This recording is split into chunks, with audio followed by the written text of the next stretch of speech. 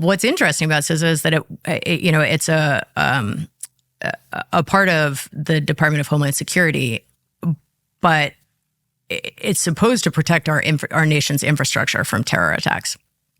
And at the beginning of the Biden administration, a decision was made that information is infrastructure. Oh, it is now, is it? Which has, an Orwellian tang to it. And as a result, in order to secure it, CISA was quietly empowered with the ability, sometimes directly and sometimes through NGO cutouts, to present to all the social media companies and Wikipedia and Amazon any content that was flagged as concerning. And they BOLO alerts went out, be on the lookout. And they held weekly meetings and said, put an enormous amount of financial pressure on these companies, saying, that their legal protections from liability would be withdrawn if they didn't cooperate, naming and shaming them if they took, longer than a week to respond on something from the podium in the White House. And Mark Zuckerberg has, spoken publicly and written about the degree of pressure that he felt to censor American people. And we're now seeing UK's Labour Party doing the exact same thing here in our own country, which is, in some ways more egregious, and in other ways, what do you mean? So UK, the Labour Party, which is currently in power in the UK, has a series of NGOs that it funds and directs that have waged war on free speech, especially what they call Twitter under Musk, or Musk's Twitter, that they have gone into multiple offices, Amy Klobuchar, Kamala Harris, and said, that they want to participate in and provide support for destroying Musk's Twitter. And, this is...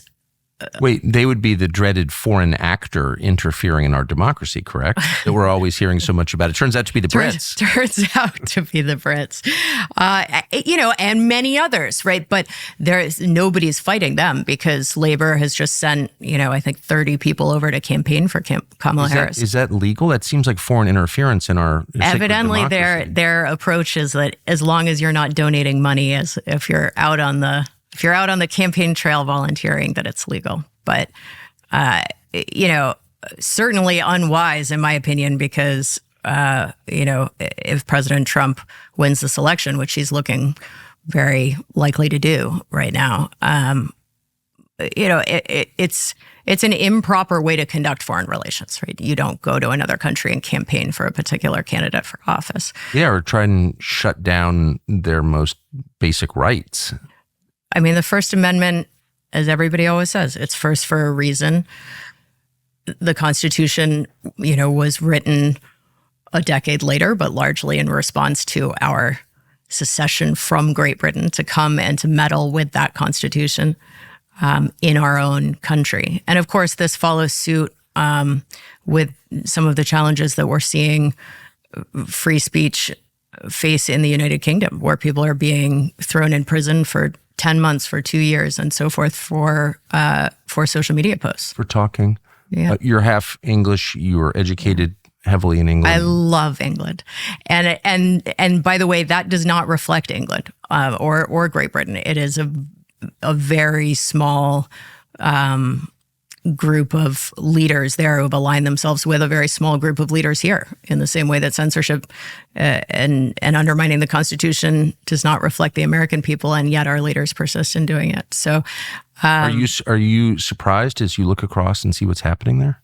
I am. I mean, I have a law degree from Oxford on in English law, and it was always clear that, it's not a written constitution, it's much more based in precedent, but that there is a deep and abiding respect, going back to the Magna Carta, for civil liberties. And the idea that a flood of immigration, which, we must take a measure of accountability for, because largely our going into Iraq was what began that entire shift in the demographics of Europe, would have such an impact. It's fall in the Northeast, and that means grouse season. I got up at 5 a.m. yesterday to take my dogs out to hunt for some rough grouse. And before I left, I went to my safe to pull out my grandmother's 28 gauge. Yes, my grandmother was a bird hunter. Where do I keep that treasured possession? I keep it in a Liberty safe.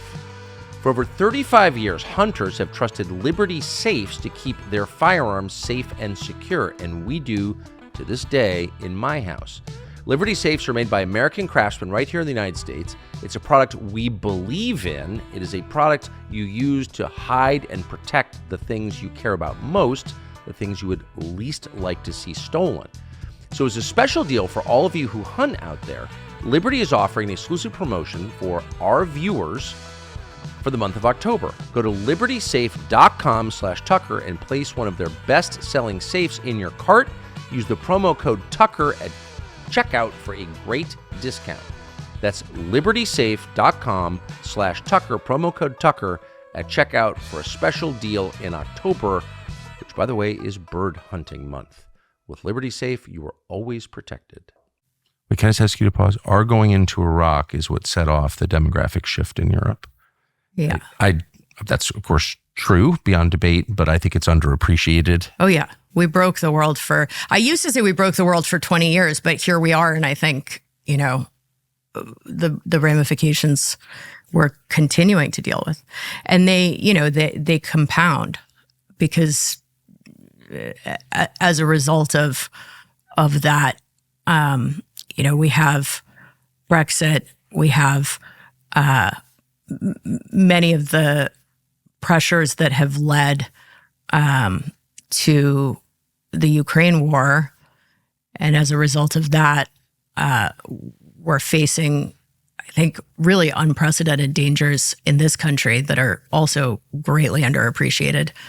And we will respond to if they happen. And I think that escalatory cycle is what keeps us trapped in the bad decision making. And I remember at the time in Iraq, it was 6 months, we'll be out, they'll greet us as heroes, and the same thing was said in Ukraine.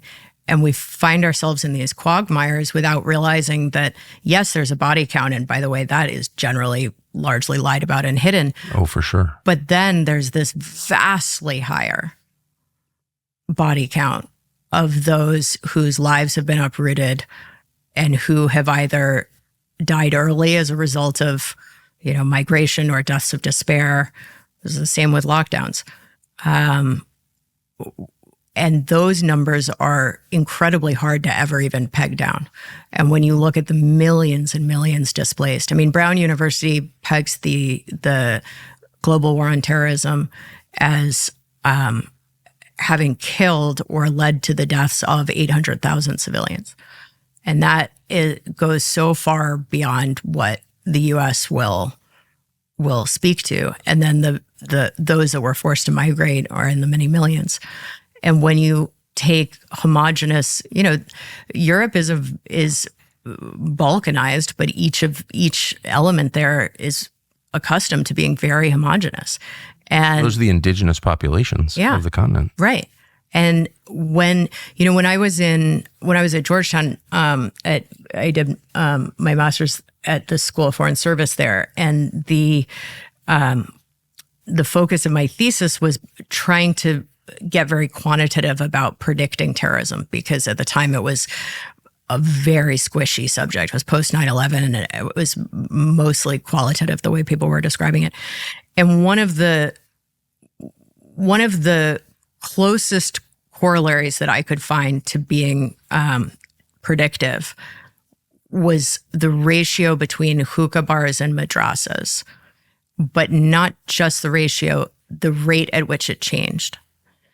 And that is, I think, deeply underappreciated. It's not that they don't necessarily plan to at some point have their demographics look different. Right. But when it's forced so quickly that nobody can absorb. The pace of change matters. Yes, it matters. We can't metabolize it. People are not designed for this pace of change at all. Thanks for watching our YouTube channel. We hope you'll subscribe to it. And by the way, you can hit the little bell on there and get notifications every time we produce a video. We hope you'll do that also.